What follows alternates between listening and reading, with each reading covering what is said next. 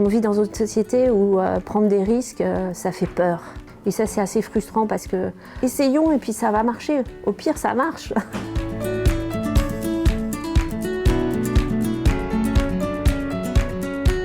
J'ai eu déjà un enfant, donc ça a changé ma vision du monde, ma vision de la consommation. Et je me suis aperçue de cette très forte consommation et ce gâchis monstrueux qu'il y avait sur les jouets. Ça arrive à un moment donné où moi, je me sens plus à l'aise dans mon milieu professionnel, où j'arrive après un congé maternité et on a mis quelqu'un à ma place. Et j'ai plus de place dans l'entreprise dans laquelle j'ai travaillé pendant quand même 7 ans. Je me dis, qu'est-ce que je fais je me sens un numéro parmi X et je me dis, c'est pas possible, il y a autre chose à faire, où je vais avoir plaisir à aller travailler, où je vais créer quelque chose aussi. Moi, j'avais cette volonté de création, en fait. C'est ça qui me passionne aussi, c'est toujours trouver des nouvelles solutions aux problèmes. Ça c'est quelque chose qui me motive. J'avais toujours un intérêt pour tout ce qui était recyclage. Quelles initiatives étaient faites pour recycler les produits? Ça a toujours été quelque chose qui m'intéressait et où j'ai toujours cherché à aller me renseigner sur ce sujet. J'ai cette idée, je commence à l'élaborer, la partager à certaines personnes de mon entourage proche. Qu'est-ce que vous en pensez? C'était des mères de famille en l'occurrence qui m'ont dit « Ah oui, c'est une bonne idée, effectivement, on ne sait pas quoi faire de tous ces jouets ». Et puis, de fil en aiguille, je trouve des personnes qui sont intéressées par ce sujet, qui sont des professionnels dans le déchet, notamment une amie proche, qui me conseille d'aller voir une autre personne. Enfin, c'est par rebond successif, et ça crée une sorte de communauté. Et puis ça se catalyse en fait à un moment donné. Le projet, il prend forme parce qu'en fait toutes les énergies qui sont autour de personnes se mettent ensemble et puis ça fait avancer et puis ça donne de l'entrain pour avancer en fait, ça nourrit. Ce projet s'est rejoué, ça démarre par du bénévolat à la Croix-Rouge du 14e où il y a énormément de jouets qui sont donnés. Le président de la Croix-Rouge, de la délégation locale, dit nous on ne peut plus stocker tous ces jouets, on n'a pas assez de bénévoles pour les traiter, les nettoyer. Qu'est-ce qu'on peut faire? Les jeter? Alors moi je me dis c'est pas possible de jeter tout ça. Et à la fois on me demande en tant que chargée de communication d'aller voir des entreprises pour acheter des jouets neufs, pour qu'ils financent l'achat de jouets neufs pour donner aux enfants. Et là je me dis il y a quand même quelque chose de complètement absurde.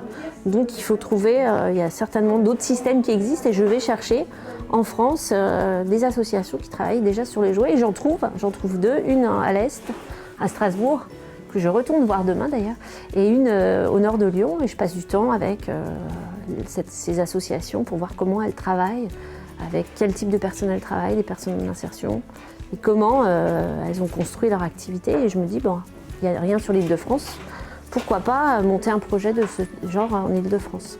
C'est difficile parce que on vous demande toujours des preuves de tout ce que vous allez avancer, c'est-à-dire que on vit dans une société où prendre des risques, ça fait peur, quel que soit le risque, quelle que soit la taille du risque. Et ça, c'est assez frustrant parce qu'en fait, c'est des tout petits risques, en fait.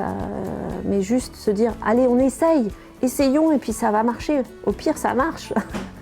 Mais essayons, faisons confiance aux personnes qui sont moteurs, plutôt qu'au parcours, plutôt qu'au CV, plutôt que « Ah oui, vous venez de tel univers, donc vous allez comprendre tel univers ». On est multiples. Quand on est parent, on est à la fois citoyen, on peut être engagé dans une association, on n'est pas fait d'un seul bloc. On est fait de plein de compétences, de qualités. Et à partir du moment où on a envie de les actionner, il faut faire confiance en la personne et lui donner la chance de pouvoir commencer son projet. Se projeter vers l'avenir, c'est s'organiser, c'est construire pour que à mon avis, ça se déploie. Donc c'est trouver aussi les bonnes personnes qui voudront aller dans le sens du déploiement, qui voudront collaborer. Moi, je crois beaucoup aux stratégies d'alliance.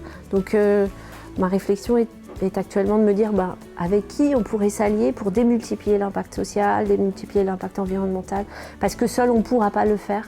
On n'aura pas assez de ressources humaines et je pense que voilà, il y a la création au démarrage et puis après il y a une autre étape qui est quand le bébé il a grandi.